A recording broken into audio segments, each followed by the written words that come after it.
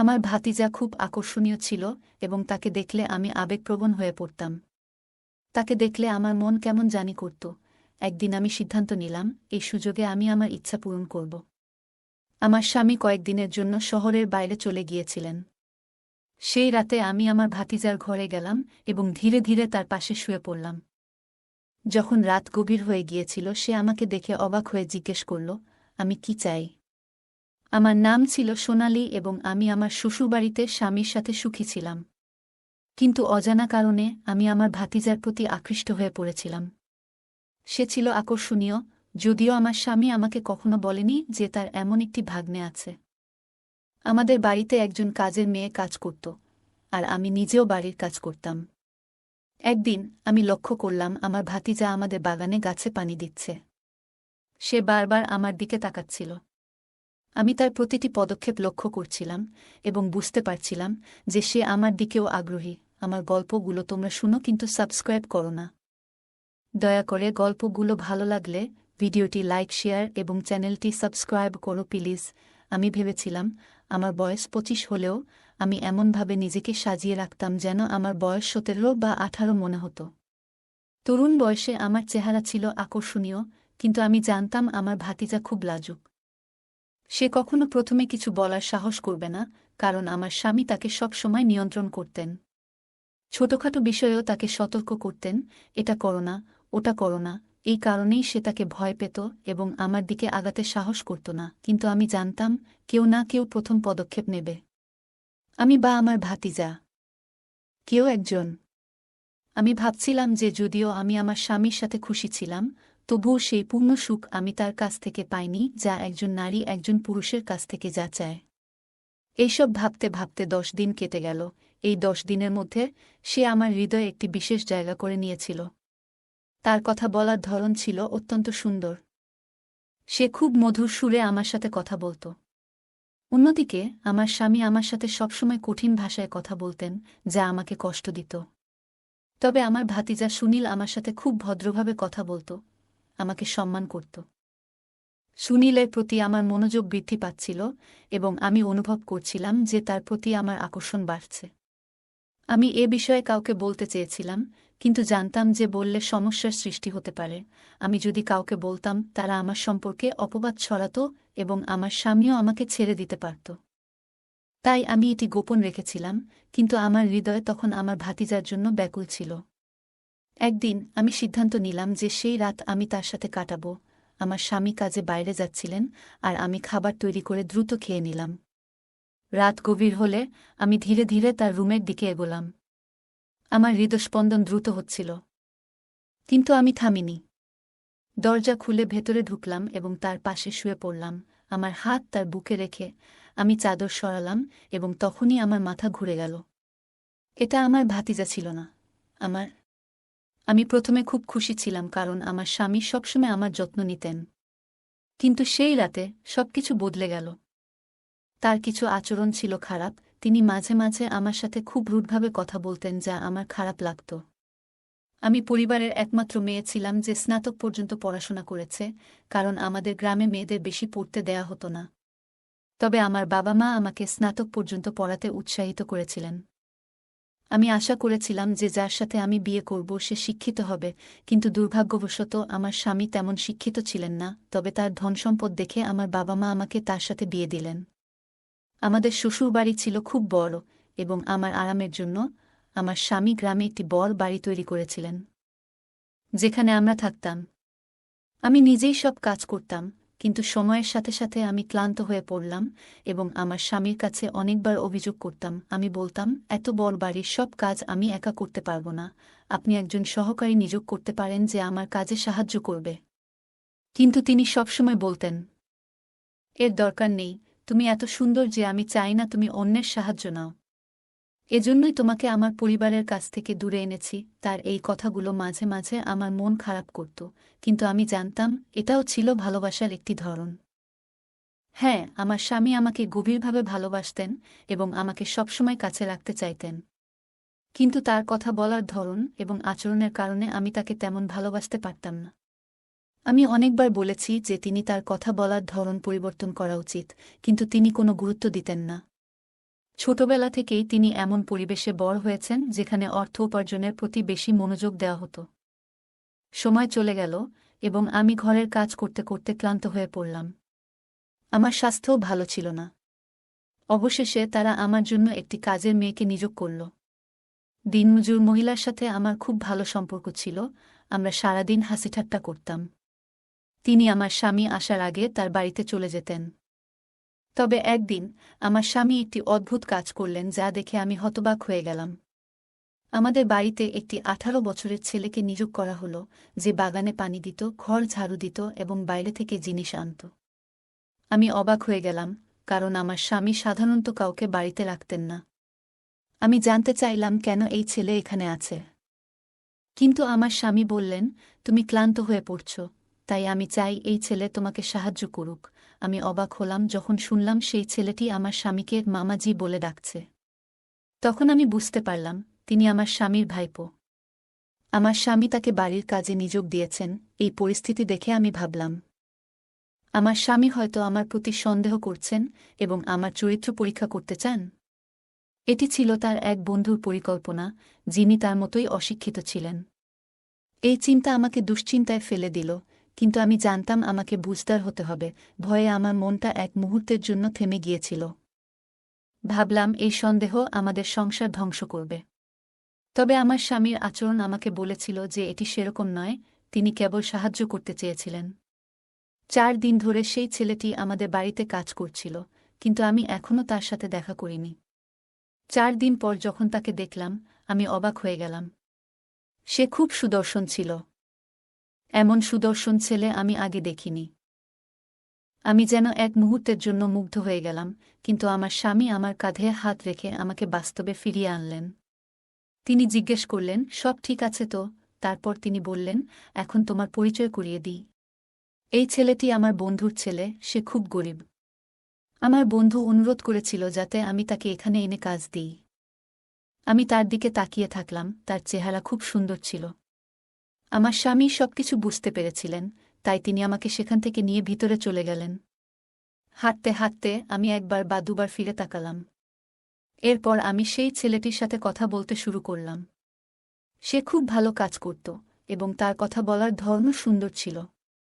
ঘটনাটি বেশ অদ্ভুত ছিল এবং সেই ছেলেটির প্রতি আমার স্বামী বিরক্ত ছিলেন, কারণ সে তার এক বিশেষ বন্ধুর ভাতিজা ছিল। প্রতি সপ্তাহে আমার স্বামীকে শহরে যেতে হতো এবং এইবারও সে শহরে চলে গেল।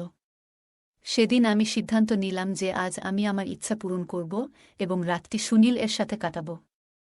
আমি পুরো দিন সেই মুহূর্তের জন্য অপেক্ষা করছিলাম এবং রাতে ধীরে ধীরে সুনীল এর ঘরে ঢুকে তার বিছানায় শুয়ে পড়লাম। আমি তার শরীরে হাত রাখলাম।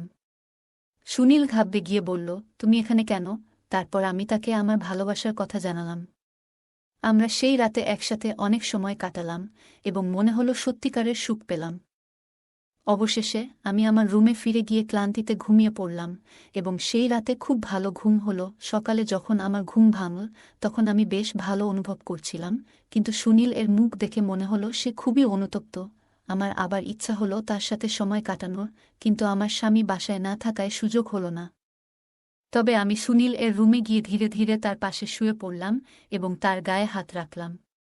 সে সঙ্গে সঙ্গে কথা বলতে শুরু করল। আমি চাদর সরাতেই চমকে উঠলাম, কারণ সেখানে আমার 18 বছরের ভাতিজা নয়, আমার নিজের স্বামী শুয়েছিল।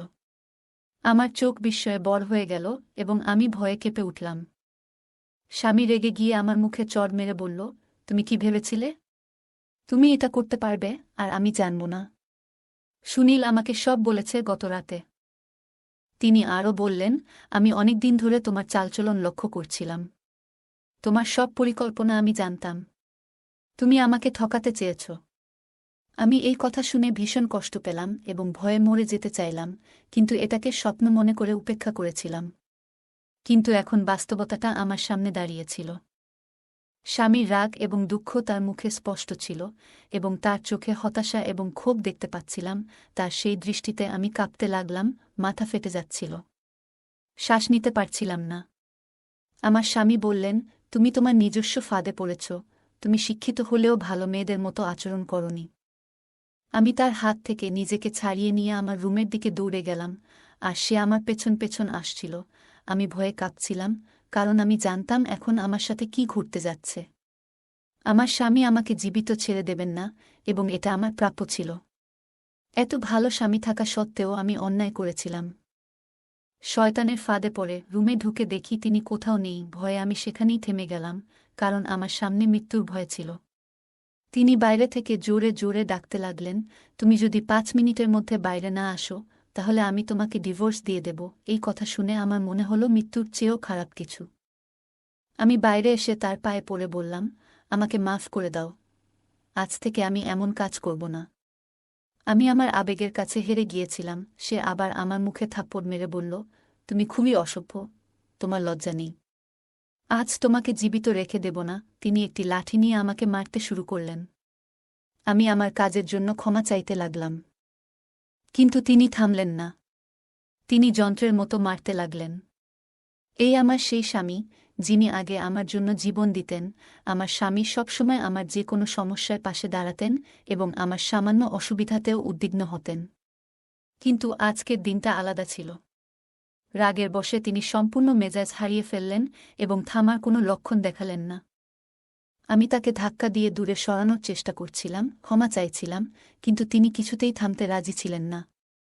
অবশেষে তিনি ক্লান্ত হয়ে লাঠি ফেলে দিয়ে বিছানায় বসে পড়লেন এবং আমার দিকে তাকিয়ে বললেন, আমি তোমাকে অনেক ভালোবাসি। তিনি আরও বললেন, তোমাকে এত সম্মান দিয়েছি, ভালোবাসা দিয়েছি, কিন্তু তুমি সব নষ্ট করে দিয়েছ। আমার সম্মান তোমার কাছে মূল্যহীন ছিল। তোমাকে মাথার মুকুট বানিয়েছি, কিন্তু তুমি তার যোগ্য ছিলে না। আমি তার দিকে তাকিয়ে বললাম, তুমি যদি আমার সাথে সঠিকভাবে ব্যবহার করতে এবং সঠিকভাবে কথা বলতে, তাহলে আমি কখনো এমনটা করতাম না। আমি শুধু তোমার দিকেই মনোযোগী হতাম। আমি তোমাকে অনেকবার বলেছি তোমার কথা বলার ভঙ্গি বদলাতে, কিন্তু তুমি কখনো শোনোনি। তিনি বললেন, তুমি আমার কথায় পাত্তা দাওনি, তাই আমিও পাগল হয়ে গেছি। কেন ঘরের ভিতর এমন করেছ? আমি তার সামনে দাঁড়িয়ে কাঁদতে লাগলাম। তিনি বিষণ্ণ চোখে তাকিয়ে বললেন, আমি তোমাকে এত সম্মান দিয়েছি, এত ভালোবাসা দিয়েছি, আর তুমি আমাকে এই শিক্ষা দিয়েছ যে আমার অনুপস্থিতিতে তুমি অন্য কারোর সাথে ঘুমাতে পারো। আমি তার দিকে তাকিয়ে বললাম, এর জন্য তুমিও দায়ী। তুমি যদি আমাকে সঠিকভাবে ভালোবাসতে, আমি কখনো এমনটা করতাম না।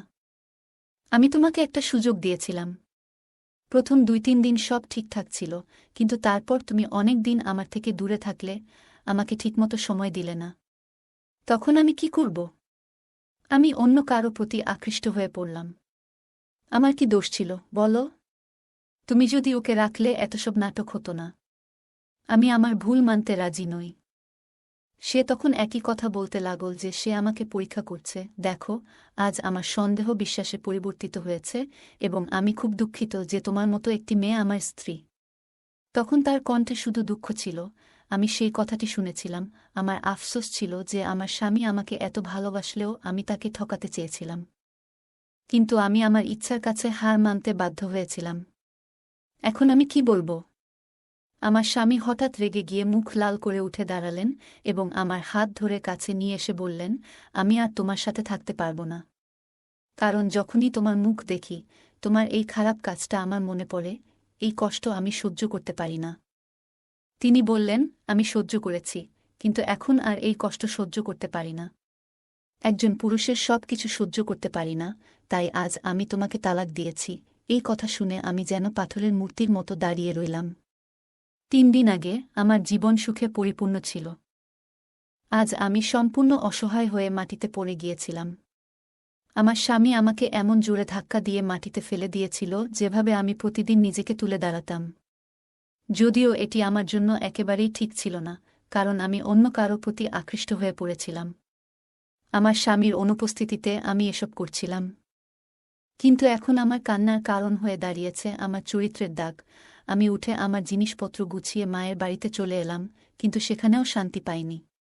আমার স্বামী আমার পরিবারের সবাইকে সব জানিয়ে দিয়েছিল, যার ফলে আমার মা, ভাই এবং ফুফু সবাই আমার সাথে খারাপ ব্যবহার করতে শুরু করল। একসময় আমি আমার স্বামীর ঘরের রানী ছিলাম, কিন্তু আজ আমার একটি ভুল আমার জীবনকে নষ্ট করে দিয়েছে। যারা আমাকে একসময় সম্মানের চোখে দেখত, তারা এখন ঘৃণার চোখে দেখে। আমি এতটাই লজ্জিত যে নিজের নামও মনে করতে পারছি না। মনে হচ্ছিল এখন আমার বেঁচে থাকার কোনো অধিকার নেই। বারবার সেই ছেলেটির কথা ভাবতে লাগলাম, যে আমাদের বাড়িতে না এলে হয়তো এই ভুলটা কখনোই ঘটত না। এখন আমি আমার বাবা মায়ের বাড়িতে কাজের মেয়ের মতো জীবন কাটাচ্ছি, কিন্তু আজও আমার ইচ্ছা আমাকে এভাবে বাঁচতে বাধ্য করেছে। মেয়েদের বিয়ের পর শ্বশুরবাড়ির লোকদের সম্মান করা তাদের কর্তব্য হয়ে দাঁড়ায়, কিন্তু একই মেয়ে যখন তার স্বামীর সম্মান নষ্ট করে, তখন সে সেই ঘরের জন্য অভিশাপ হয়ে দাঁড়ায়। তাই বিবাহিত মেয়েদের সবসময় তাদের স্বামীর সম্মান রক্ষা করা উচিত, কারণ বিয়ের পর তারা সম্পূর্ণ অপরিচিত পরিবেশে চলে আসে। গল্পটা কেমন লাগলো জানাতে ভুলবে না। আরও মজার মজার রোমান্টিক গল্প শুনতে চাইলে ভিডিওটি লাইক, শেয়ার এবং চ্যানেলটি সাবস্ক্রাইব করতে এবং বেল আইকনটি টিপতে ভুলবে না। ধন্যবাদ।